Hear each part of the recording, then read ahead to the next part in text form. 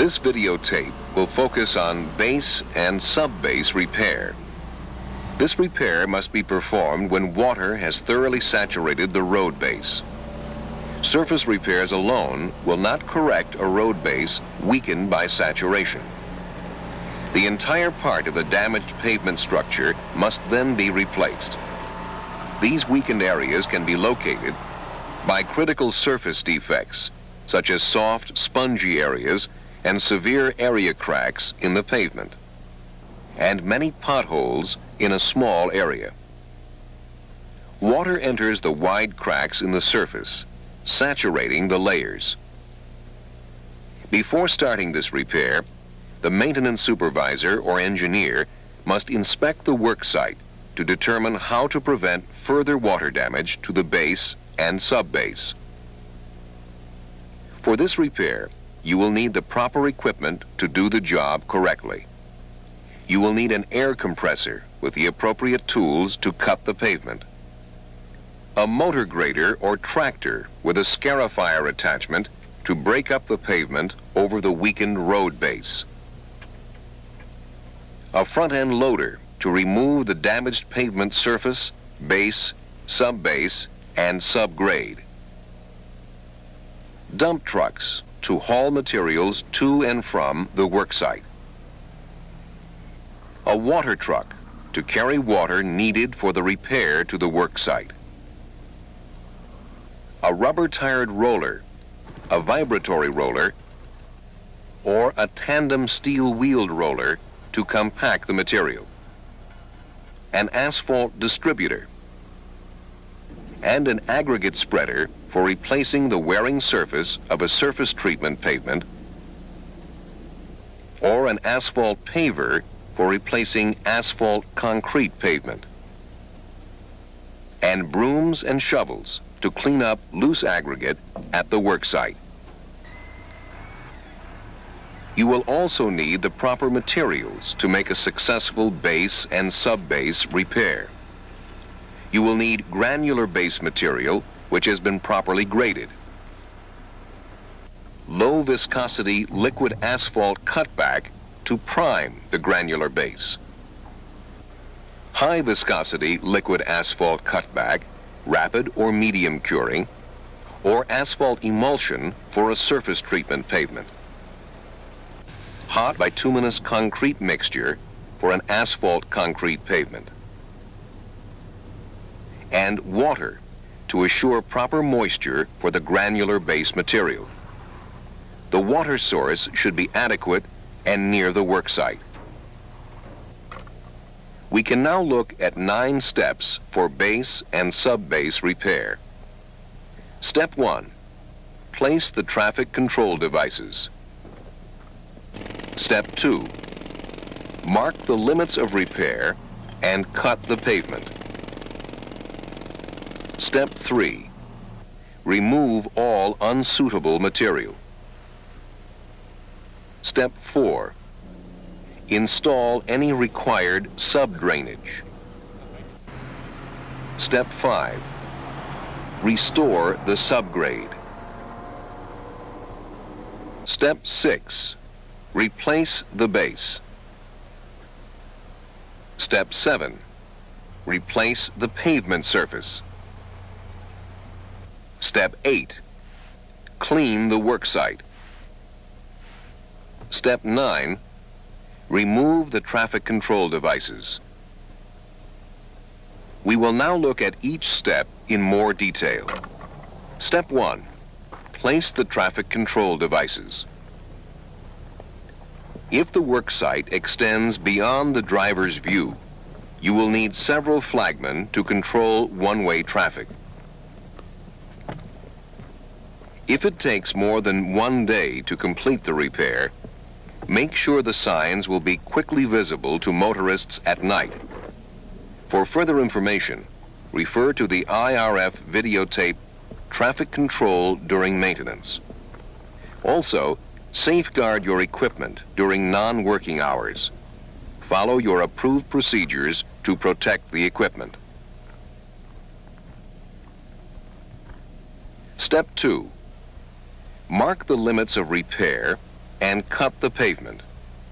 Examine the area immediately adjacent to the defect and determine where the pavement surface is supported by a firm base.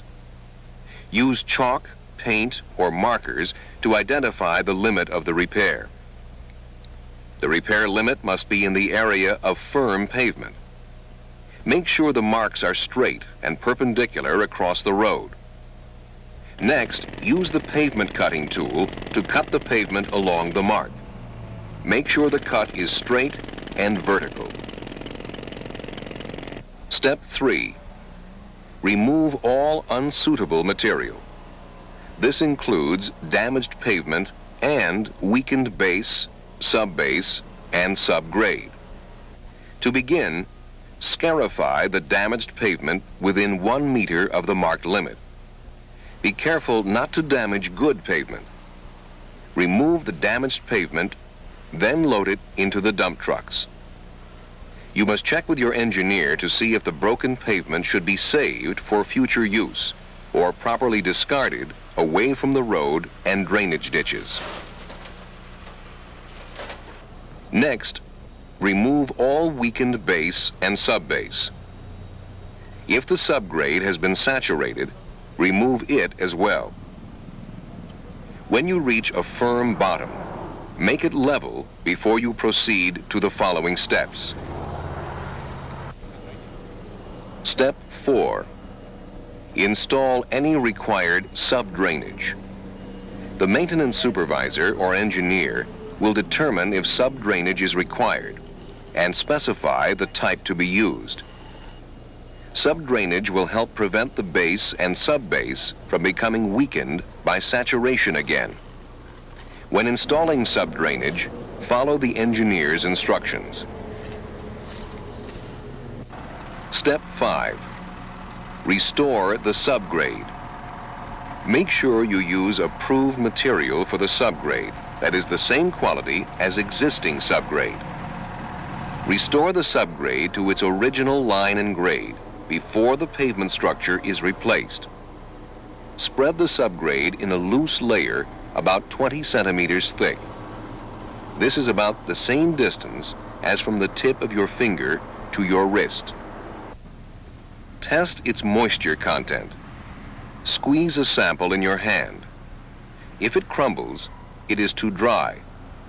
Water must then be added to increase the moisture of the subgrade material. If the sample remains in a ball, the subgrade material has the proper moisture. This will help obtain good compaction. If the sample runs out between your fingers when you squeeze, it is too wet. It must be allowed to dry before it is placed.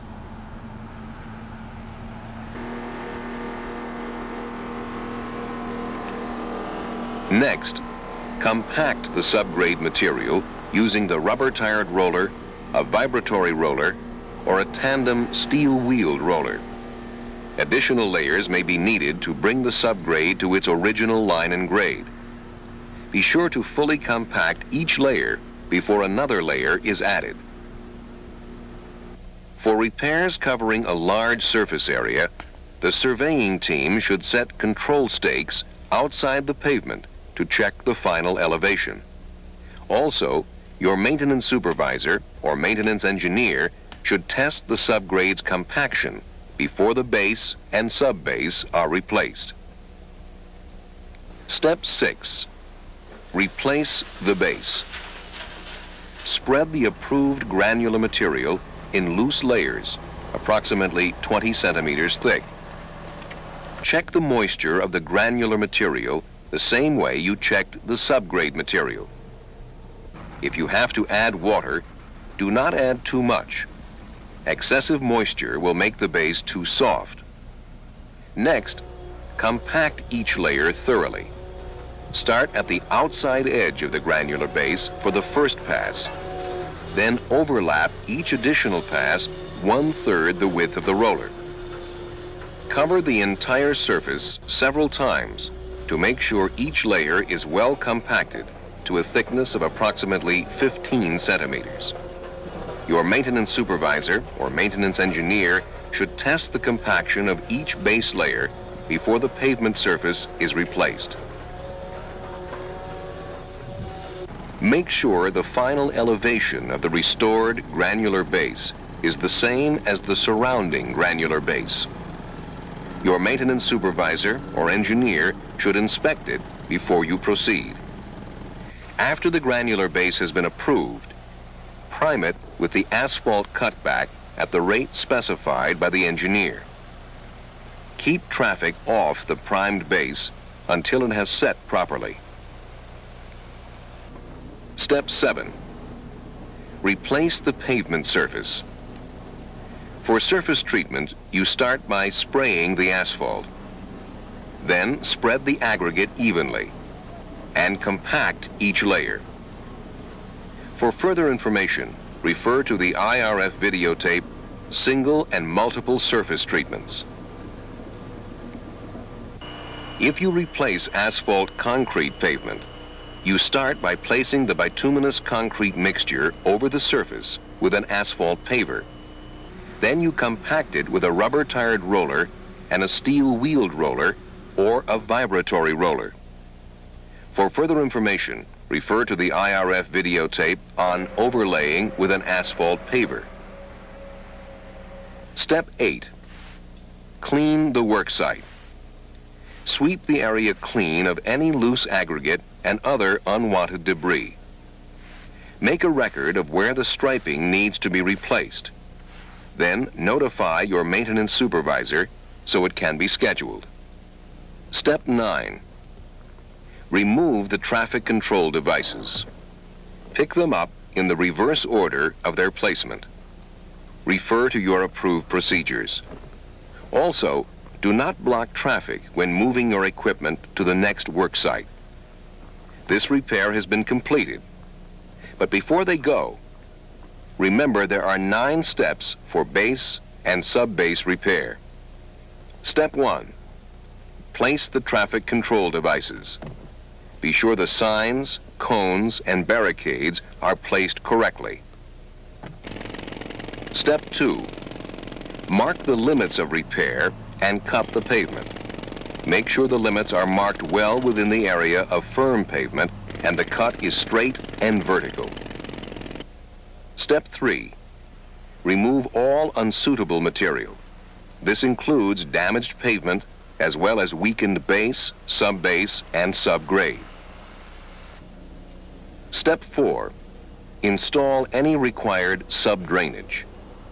Follow the engineer's instructions to help prevent future saturation problems. Step 5. Restore the subgrade. Use approved material and compact each layer. Step 6. Replace the base. Use approved material and compact each layer to the same elevation as the surrounding granular base. Step 7. Replace the pavement surface as originally constructed. Step 8. Clean the worksite. Sweep the area clean of any loose aggregate and other unwanted debris. Step 9. Remove the traffic control devices. Pick them up in the reverse order of their placement. This repair is a major operation to correct the very serious problem of a weakened road base. It requires proper planning and coordination. You must closely coordinate this work with your maintenance supervisor or maintenance engineer several times during the repair. Also, your instructions to the workers must be clearly understood. Your carefully coordinated efforts will make this important repair last a long time.